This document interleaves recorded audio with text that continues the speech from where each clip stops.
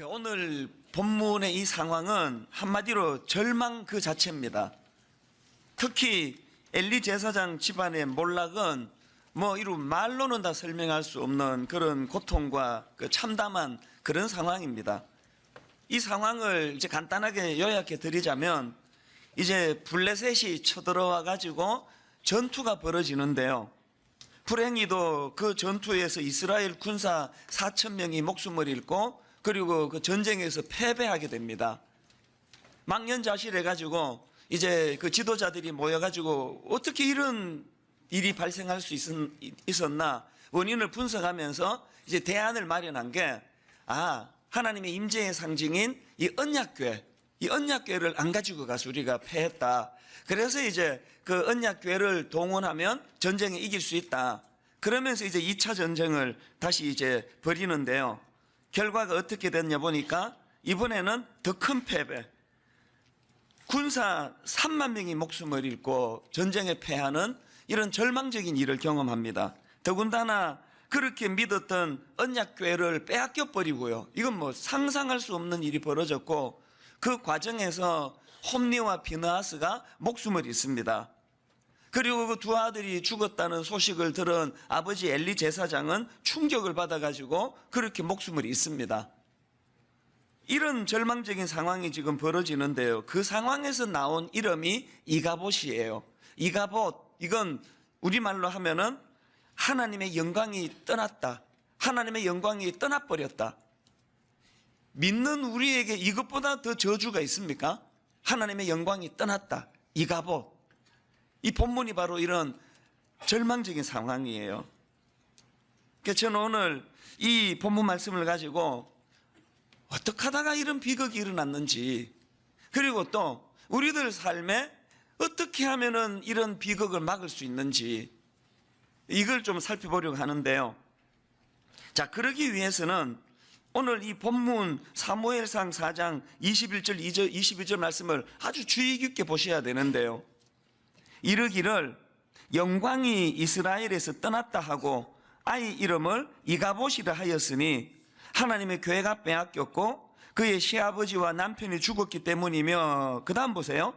또 이르기를 하나님의 교회를 빼앗겼으므로 영광이 이스라엘에서 떠났다 하였더라. 제가 지금 왜 이 말씀을 주목하는가 하면요, 말로는 이가봇, 하나님의 영광이 떠났다, 이렇게 지금 그들의 슬픔을 표현하지만, 그러나 실제로 이 본문을 가만히 보니까요, 하나님의 영광이 떠나서 슬픈 게 아니라 교회가 빼앗겨서 슬픈 거예요. 그리고 전쟁에서 패했기 때문에 슬픈 거예요. 이 차이를 아시겠습니까? 사실 이런 생각을 가진 이스라엘 백성들의 잘못된 생각이 그 전쟁의 결정적인 패배 원인이라는 거예요. 다시 말해가지고 그들은 이 하나님과의 이 관계, 그 하나님을 관계로서 다가가는 게 아니라 기능으로 다가가고 있는 태도, 이 능력의 상징인 이 언약 교회를 동원하면 우리는 전쟁에서 이길 수 있다, 마음이 담겨져 있지 않는 그 하나님의 임재의 상징인 언약 교회를 무슨 부적처럼 생각하는 이 마음의 태도.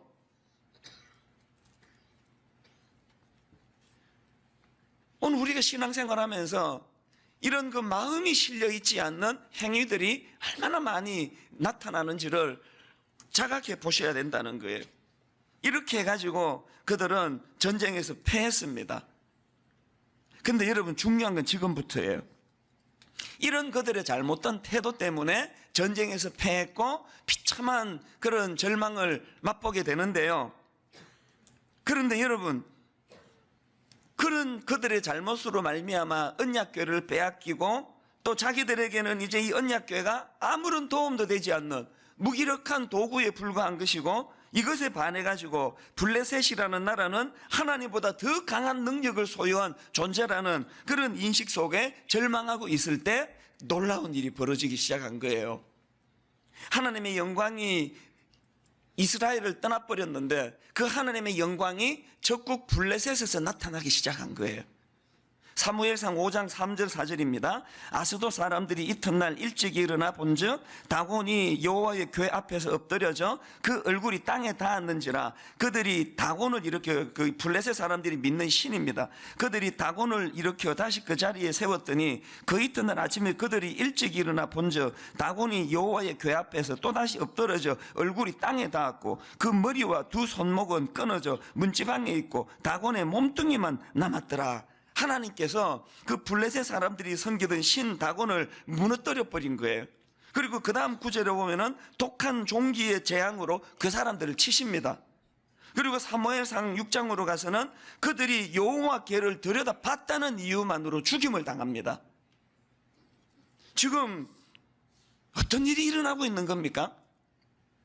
이스라엘 백성들 입장에서 지금 그들이 생각하는 블레셋은 여호와 하나님보다도 강한 존재, 여기에 반해 하나님의 임재의 상징인 언약궤는 무기력하기 짝이 없는 상태, 하나님의 영광이 자기들을 떠났다고 절망하던 그 상태에서 놀랍게도 그 하나님의 영광이 적국인 블레셋에서 지금 임하고 있는 거예요. 하나님의 영광이 나타나고 있는 거예요. 여러분, 지금 우리 하나님께서는 이 일을 통해서 그 백성들에게 무슨 말씀을 하고 싶으신 걸까요? 나 여호와 하나님은 너희들이 두려워하는 블레셋보다 더 강하신 하나님이다. 너희들의 생각과 달리 여호와 하나님의 능력은 저 블레셋보다 더 강력하다. 지금 이 메시지를 전하고 있는 거 아닙니까? 그리고 한 걸음 더 나아가가지고 하나님이 전하고 싶은 메시지가 뭡니까? 여호와 하나님이 힘이 없어 이 전쟁에 패한 거 아니다. 너희들이 나 여호와 하나님을 마음으로 사랑하지 않고 나를 그저 이용해 먹으려는 도구로만 생각했기 때문에, 그리고 임재의 상징이 있는 언약궤를 믿음과 사랑의 도구로 사용하지 않고 그저 부적처럼 능력의 도구로 전락시킨 너희들의 태도, 이것이 이런 비참한 비극을 가져왔다.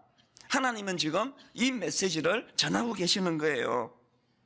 그래서 이제 이런 일련의 과정들을 다 거치면서 이스라엘 백성들이 하나님의 그 블레셋에서 임하신 하나님의 영광의 소식을 듣고 그러면서 그들의 태도가 어떻게 바뀌는가 하니까요. 사무엘상 7장 2절을 보시기 바랍니다. 궤가 기랏 야림에 들어간 날부터 20년 동안 오래 있은지라 이스라엘 온 족속이, 그 다음 보세요, 여호와를 사모하니라. 참 오랜만에 나오는 표현 아닙니까? 뭐가 달라졌습니까? 드디어 이스라엘 백성들이 언약궤라고 하는 임재의 상징인 그 아무짝에도 쓸모없는 그런 그 상자를 중요하게 생각하는 그들의 태도가 이제 드디어 여호와 하나님을 귀히 여기는, 여호와를 또 사모하는 이런 마음의 태도로 바뀌어진 거예요. 그리고 3절에 보니까 7장입니다. 사무엘이 이스라엘 온 족속에게 말하여 이르되 만일 너희가 전심으로 여호와께 돌아오려거든 이방신들과 아스다롯을 너희 중에서 제거하고, 그 다음 보세요, 너희 마음을 여호와께로 향하여 그만을 섬기라. 그리하면 너희를 블레셋 사람의 손에서 건져내시리라. 그랬더니 이스라엘 백성들이 어떻게 반응합니까? 4절입니다. 이에 이스라엘 자손이 바알들과 아스다롯을 제거하고 여호와만 섬기니라. 이런 일들을 경험하기 전에는 하나님 자체가 아니라 하나님 임재를 상징하는 그 언약궤를 부적처럼 그렇게 떠받들던 그들이었는데 이제 본질이 회복이 된 거예요. 그래서 저는 이런 내용을 다루고 있는 오늘 본문 말씀을 묵상하면서 많은 생각을 하게 되는데, 그 중에 하나가 뭐냐면, 여러분, 이 인간이 생각하는 이 절망이라는 그 순간에도 일하시는 하나님, 이제 인간의 생각으로 이가 보시다, 우리 끝났다, 하나님의 영광은 끝났다, 시아버지도 죽고 남편도 죽고 내가 의지할 수 있는 모든 것들은 다 사라지고 하나님의 영광 없어지고 내 인생은 끝났다, 그렇게 하고 있는 그 시간에도 하나님은 일하고 계신다는 거예요. 자, 이거를 가지고요, 저는 오늘 이 본문을 묵상하면서 이 본문 속에서 발견되는 이 두 가지 사실을 좀 나누고 싶은데요. 첫째로요, 저는 이 본문 속에서 뭘 발견하느냐, 당신의 자녀들과 이 관계 맺기를 원하시는 하나님의 심정을 발견합니다. 마음은 주지 않고 당신의 임재의 상징인 언약궤를 그런 무슨 요술방망이처럼 부적처럼 그렇게 생각하는 이스라엘 백성들의 태도를 마음 아파하시는 하나님. 이런 관점으로 이 사무엘서를 보면은요, 여기에 그 사무엘서의 이 마음이라는 이 표현, 이게 원어로 이 레버라는 단어가 유난히 많이 등장하는 것을 볼 수가 있는데요. 원래 이 레버라는 단어는 기본적인 의미로는 1차적인 의미로는 심장이라는 뜻이에요. 심장.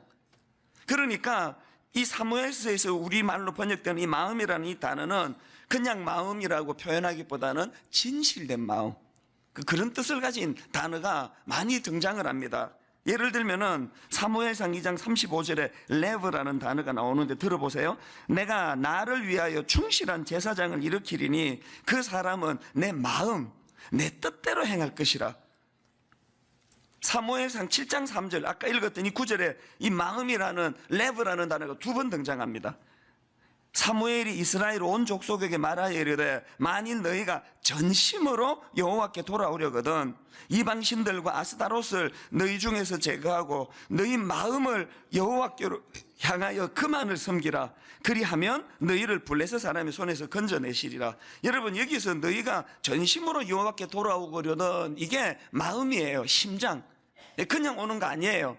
그냥 오는 거 아니고 뭐 이것도 안 되고 뭐 다곤신도 섬겨보고 뭐 부처님도 섬겨보고 뭐 이래도 해보고 저래도 해도 안 되니까 그냥 가는 이거 말고 내 심장, 내 마음을 가지고 하나님 앞으로 오는 태도, 이게 지금 전심으로 표현이 됐고요.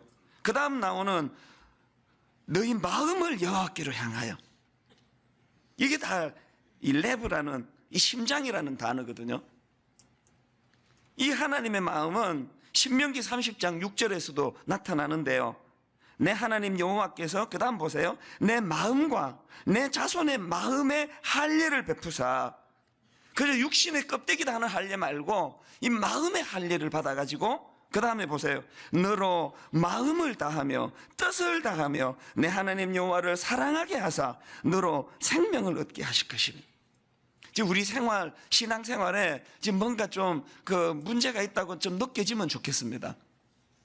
하나님이 그런 치명적인 못된 짓을 저질렀던 다윗을 왜 마음에 합한 자라고 이야기합니까? 사도행전 13장 22절을 보십시오. 패하시고 다윗을 왕으로 세우시고 증언하여 이르시되 내가 이새의 아들 다윗을 만나니 내 마음에 맞는 사람이라 내 뜻을 다 이루리라. 하나님은 비록 그가 인간이라서 중간에 옆길로 새고 해서는 안 되는 과오를 저지르고 그랬지만 그 다윗의 마음의 중심이, 그 심장이 여호와 하나님을 향해 있었기 때문에 하나님은 다윗에게 어떤 영광을 베풀어 주십니까? 그 다음 사도행전 13장 23절에 보니까 하나님이 약속하신 대로 이 사람의 후손에서 이스라엘을 위하여 구주를 세우셨으니 곧 예수 그리스도. 여러분이 하나님의 마음을 아십니까? 저는 오늘 새벽에 이 말씀을 준비하면서 내 마음을 다오, 내 마음을 다오. 하나님의 임재의 상징인 언약궤는 그 요술방망이로 쓰는 게 아니고 하나님을 더 뜨겁게 더 진실하게 사랑하는 도구로 내 마음을 다오. 이게 기도라는 게 이게 지금 딱 그거 아닙니까? 이 기도를 지금 부적처럼 사용하는, 그냥 마음은 별로 없는데 급하면 수능은 다가오고 애는 지금 시험은 봐야 되겠고 그냥 주시옵소서 새벽에 나와가지고 그렇게 40일 작정해서 부르짖고 결과 잘 안 나오면 기도해도 소용없네. 이것도 원래로 돌아가고, 이게 지금 우리 신앙생활의 결정적인 모습 아닙니까? 내 마음을 다오. 저는요, 이번 특세에 이 하나님의 마음을 뼈저리게 느낌을 경험했습니다. 월요일날 제가 간단하게 말씀드렸지만요, 월요일날 그 설교는요, 이건 세상 말로 하면 기적 중에 기적이에요. 이건 있을 수 없는 일이 벌어진 거예요. 이게 신앙적인 용어로 말하면 하나님의 은혜예요. 이게 전적이에요. 입에 발린 게 아니고. 어떻게 이렇게 말씀드릴 수 있느냐 하면은요, 제가 이제 특세를 뭐 열 몇 번을 해보니까 이제 이 흐름을 알잖아요. 주일날 오후 예배 5번 인도하고 뭐 한 5시 가까이 이렇게 집에 들어가고 옷 갈아입고 그러면 이제 온 몸에 피곤이 몰려오기 시작해가지고 저녁을 딱 먹고 나면은 그때부터는 이 머리가 진공 상태가 되거든요. 설교 준비가 안 됩니다. 아무것도 집중이 안 돼요.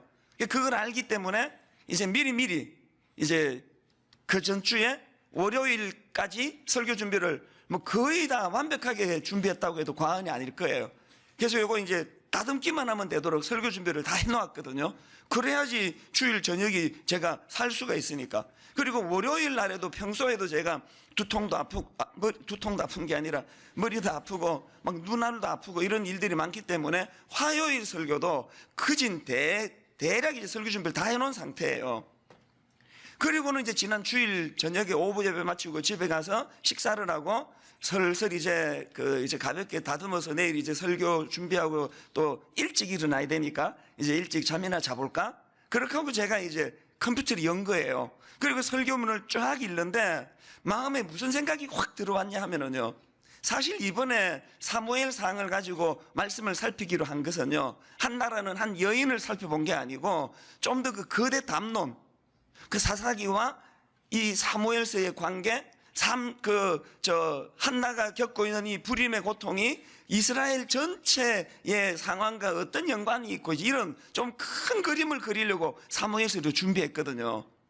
근데 주일 저녁에 갑자기 내 마음속에 무슨 생각이 드는가 하면 지금 여기 새벽에 잠도 안 주무시고 막 2시에 나오고 3시에 나오시는 분은 본인이 지금 한나처럼 결핍된 그 무엇 때문에 죽을 것 같고 하나님께 응답을 위해서 그렇게 절박해서 나오시는데 그 잠도 안 주무시고 오신 분들한테 거대 담론 뭐 사무엘이 어쩌고 막 큰 그림을 그려드리면 이게 와닿을까? 그 생각이 확 온 거예요. 자꾸 제 마음에 그런 생각이 드는 거를 이런 생각이 들면은 그 밤이 어떤 일이 일어나면 알기 때문에 자꾸 억제한 거죠. 아니야, 그래도 은혜 받을 거야. 분명히 은혜 받을 거야. 계속 억제를 하는데 내 마음이 그 허락을 안 하는 거예요. 그래가지고 여러분 7시 넘어가지고요. 저녁 7시 넘어가지고 처음부터 설교를 새로 준비한 거예요. 그 앞에 놓은 거 완전히 다 이거 폐기시키고요. 처음부터 새로 설교를 준비한 거예요. 여러분이 그 주일 저녁에 제 고통을 모르실 거예요. 머리는 아프죠? 식은땀은 나죠? 시간은 자꾸 가죠? 그리고 주일날은 7시에 예배인데 새벽 기도는 4시 40분에 시작 아닙니까? 시간이 없어요. 그래가지고 뭐 너무 괴로운 상태로 어떻게 해야 되나. 그리고 나중에는 점점 막 두려움이 밀려오더라고요. 이번 특세가 이게 지금 하루 전날 전체 방향을 틀어버리면 도대체 이번 특세는 그럼 어떻게 가는 건가? 그 화요일은 또 어떻게 되는 건가? 막 두려움이 밀려오더라고요. 그렇게 하다가 도저히 안 되겠어 가지고요. 잠깐이라도 눈 붙여야 되겠다 그러고 새벽 2시 20분에 알람을 맞춰놓고 그렇게 잠자리에 들어간 거예요.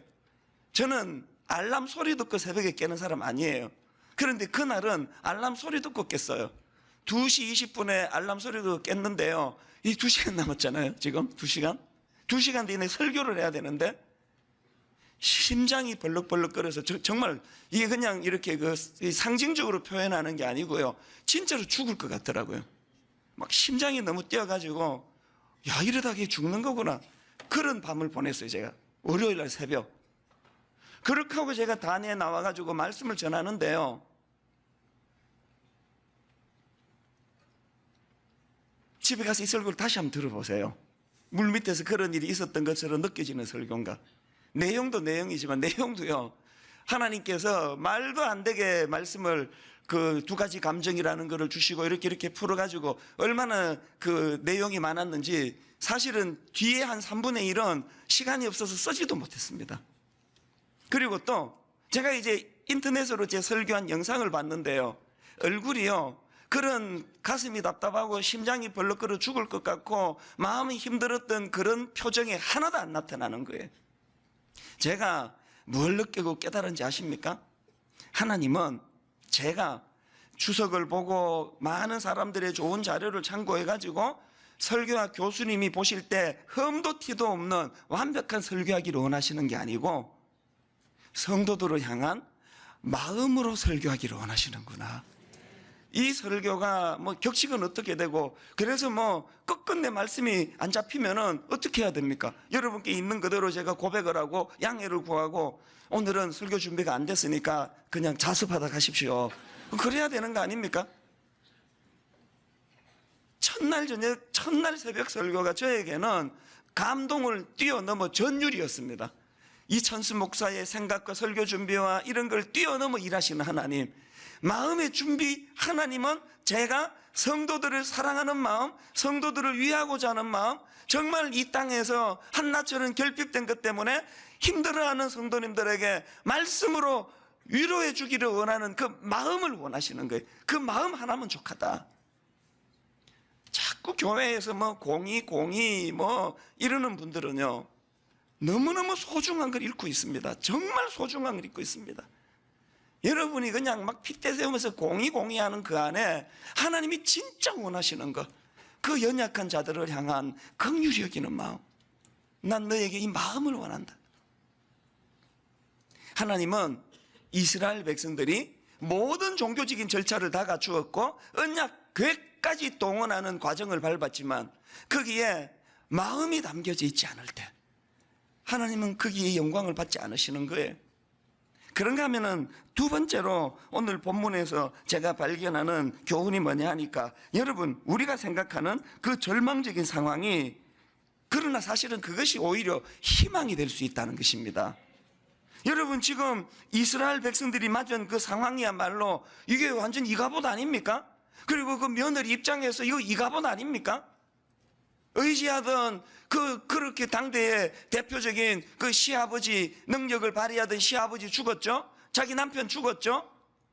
이거 이가봇 아닙니까? 그 며느리의 시각이 옳은 거 아닙니까? 이제 하나님의 영광은 떠났다, 절망이다, 끝났다, 이제 어떤 희망도 우리에게 없다, 인간의 시각으로 옳은 거 아닙니까? 그런데 여러분, 이스라엘 백성들이 그렇게 이제 끝났다, 우리 희망 없다, 블레셋은 하나님보다 더 강하다, 우리 인생은 절망이다, 그렇게 하고 있는 그 시간에 하나님은 일하고 계시는 거예요. 블레셋에서 하나님이 일하고 계시는 거예요. 우리 인생을 되돌아보면요, 대부분의 경우 인생의 밤, 그 이가봇의 상태에서 하나님을 만나고 하나님을 경험하고 여기까지 오는 거 아닙니까? 많은 사람들이 지금 한국교회는 이가봇의 상태라고 이야기합니다. 그리고 맞는 이야기 아닙니까? 이가봇 맞아요. 도대체 말씀을 전하는 목사를 믿을 수가 없는데, 뭔 설교만 하면은 그냥 막 거기다 대고 막 시비 걸고 따지고 그 맞는 이야기냐 그러고, 말씀을 전하는 종을 안 믿어주는 세상인데 그 말씀이 무슨 힘이 있겠냐고요. 이가봇 맞아요. 한국교회 희망 없습니다. 어디에 희망이 있습니까? 이렇게 그냥 두 마리 개 키우는 사람들이 많은 한국 사회, 편견과 선입견으로 가득 차 있는 이 한국 사회에서 한국교회의 그 저질이라고 이렇게 지금 인식이 돼 있는 이 상황에서 우리가 무슨 몸부림을 쳐서 한국교회가 회복이 되겠냐고요. 여러분, 한국교회 이가봇 맞습니다. 하나님의 영광이 떠난 것 같아요. 그러나 여러분, 여기에 우리가 놓쳐서 안 되는 한 가지가 뭡니까? 인간적인 생각으로 완전히 희망이 사라져버린 그 이가봇의 상태에서도 일하시는 하나님, 블레셋에서 일하시는 그 하나님. 그래서 가장 큰 절망, 저는 첫날 새벽에요, 저는 그 청년부 영상으로 특송하기 전에 그 어떤 자매가, 그 반주하던 그 자매가 멘트했던 그 한마디가 어떻게 이렇게 심정과 심정이 통하는 유무상통인지, 그 자매가 뭐라 그랬습니까? 취업도 안 되고 마음은 힘들고 우울한 그 후배에게 새벽이 가까울수록 또 반대로 어둠이 가장 짙을 때가 아침이 동트기 직전이라고 하는, 인간적으로는 이게 가장 절망적이고 가장 어둡고 더 이상 손쓸 곳이 없고 나오면 눈물밖에 없는데, 그래서 그게 희망이라는 게, 그래서 그게. 여러분, 우리가 잘 아는 요나스 아시죠? 요나서 1장 4절에 보면 요나는 지금 풍랑을 만나가지고 지금 죽을 고생을 합니다. 여호와께서 큰 바람을 바다 위에 내리시며 바다 가운데 큰 폭풍이 일어나 배가 거의 깨지게 된지라. 이건 육안으로 보면요, 이 100% 절망이에요. 나중에는 이 요나는 바다에 집어 던짐을 당해. 이 죽음 아닙니까?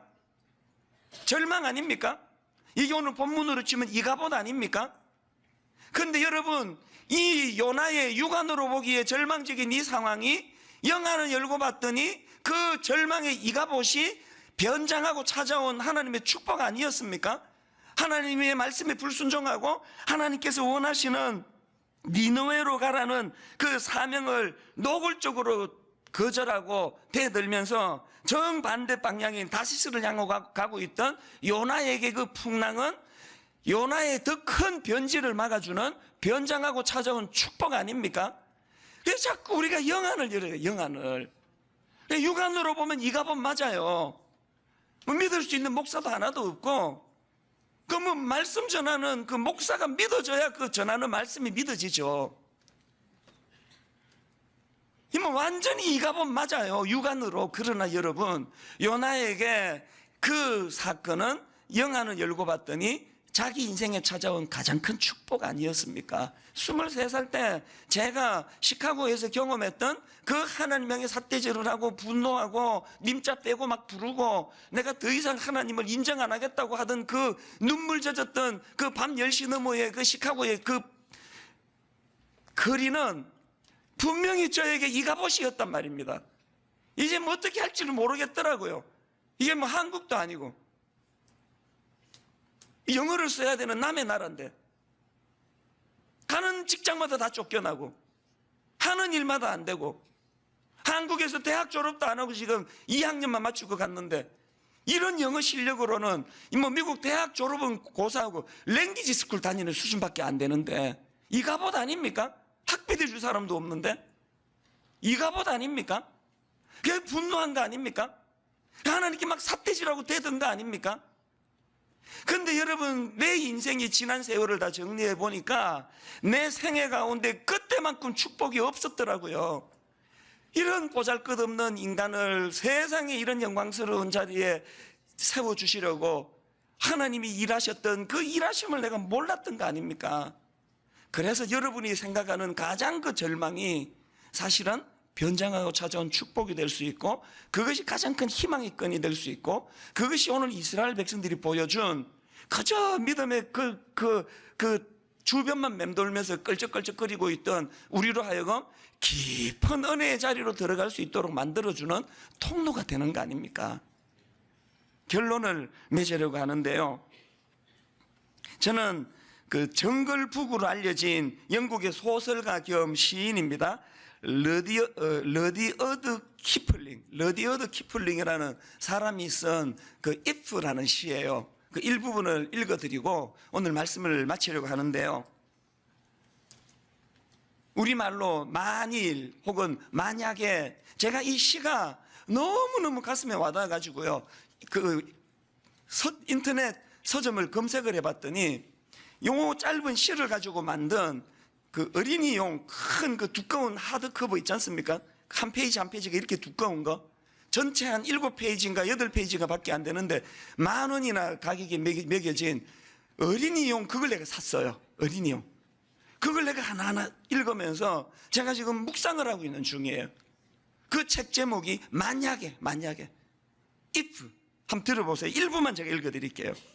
만일 내가 꿈을 갖더라도 그 꿈의 노예가 되지 않을 수 있다면, 만일 어떤 생각을 하더라도 그 생각이 유일한 목표가 되지 않을 수 있다면, 그 다음 들어보세요. 인생의 길에서 성공과 실패를 만나더라도 그 둘을 같은 것으로 받아들일 수 있다면 세상이 너의 것이 되리라. 제가 지금요, 어린이용 그 두꺼운 한 7페이지, 8페이지밖에 안 되는 어린이용 이걸 제가 사가지고 그걸 보고 있습니다. 다시 들어보세요. 만일 내가 꿈을 갖더라도 그 꿈의 노예가 되지 않을 수 있다면, 만일 어떤 생각을 하더라도 그 생각이 유일한 목표가 되지 않을 수 있다면, 인생의 길에서 성공과 실패를 만나더라도 그 둘을 같은 것으로 받아들일 수 있다면 세상이 너의 것이 되리라. 여러분, 인생의 성공과 실패가 이게 어떻게 같은 것이 될 수 있습니까? 이 정반대인데, 여러분 어떻게 인생의 성공과 실패를 같은 것으로 받아들일 수 있습니까? 언제 이게 가능합니까? 가장 끔찍한 실패의 자리에 빠진 그때에도 일하시는 하나님을 만날 때 이게 가능한 거 아닙니까? 내 인생이 그랬더라고요. 왜 이 시가 감동이 되는지 아십니까? 이게 내 시를 증명해주는 내용이니까 그렇더라고요. 내 인생의 가장 절망이 가장 희망의 씨앗이요, 내 인생의 가장 슬픔이 가장 기쁨을 가져다주는 도구가 되고 열매가 되었다면, 오늘 불임이라는 한나의 길피부로 흘리는 이 눈물이 한나로 하여금 사무엘이라는 위대한 아들을 얻을 수 있는 도구가 될 수 있었다면, 오늘 여러분 어떤 눈물을 흘리고 계세요? 여러분의 오늘 절망의 그 눈물이 그 시대를 변화시키는 사무엘을 얻는 기쁨의 씨앗이 될 줄로 믿습니다. 자, 여러분 이제 하루 남았지 않습니까? 다 자리에서 일어나셨어요. 하나님 주시는 그 무엇, 그 하나님이 우리 손에 들려주시는 그 떡 조각 몇 개, 이거 말고 하나님 당신을 보기를 원하세요. 하나님 오늘도 이 새벽에 우리에게 이렇게 말씀하세요. 내 마음을 다오. 내 마음을 다오. 헌금 많이 안 해도 되고, 봉사 많이 안 해도 되고, 네 여건에 따라 어떤 것도 아무것도 안 해도 되는데, 너 힘든 삶의 그 자리에서 내 마음을 다오. 내 마음을 다오. 주일 저녁에 제가 어떤 설교의 틀이 다 무너지고 새벽 4시 40분까지 새로 시작한 그 설교가 끝끝내 완성이 못 돼가지고 완전히 이상하게 설교를 제가 할 수밖에 없었다 하더라도, 하나님은 네 설교가 정말 눈물로 나오는 성도들을 사랑하는 마음에서 설교 준비가 됐다면 나는 그 설교를 통해 영광을 받으신다. 내 마음을 다오. 내 마음을 다오. 이 하나님과의 마음이 단절이 되니까 부부간에 마음과 마음이 끊어진 거 아닙니까? 아내의 연약함이 더 이상 긍휼로 보여지지 않고 짜증이 나고, 남편의 무능함이 짜증이 나고, 자식을 보며, 부모를 보며, 오늘 우리 하나님 앞에 이 마음을 담아가지고 한번 여러분 이 새벽에 나와가지고 그 교구에서 무슨 특송을 하는지 그거 보지 마세요. 이 새벽에 저들이 이렇게 한 마음이 되어 찬양하고자 하는 그 마음의 중심, 주차하시는 우리 그 성도들의 그 마음의 중심, 우리 교역자들이 지금 주차봉을 들고 섬기고 있는데 목사님들이 지금 여기서 은혜를 못 받거든요. 주차봉 들고 바깥에 서 있는 그 마음의 중심, 마음과 마음이 통하지 않으면 그게 바로 가장 무서운 변질이고 가장 무서운 타락이라는 것, 오늘 이 새벽에 이 깨달음을 기도를 통해 어우러지기를 원하는데요. 그런 면에서 오늘 이 시간 우리 왕 되신 주님, 이스라엘 백성들이 왕 삼기를 거부했던 그 주 하나님을 우리는 이 새벽에 왕으로 모시기 원합니다. 큰 소리로 기뻐하며 손뼉치며 이렇게 찬양합니다. 왕 되신 주께 감사하세.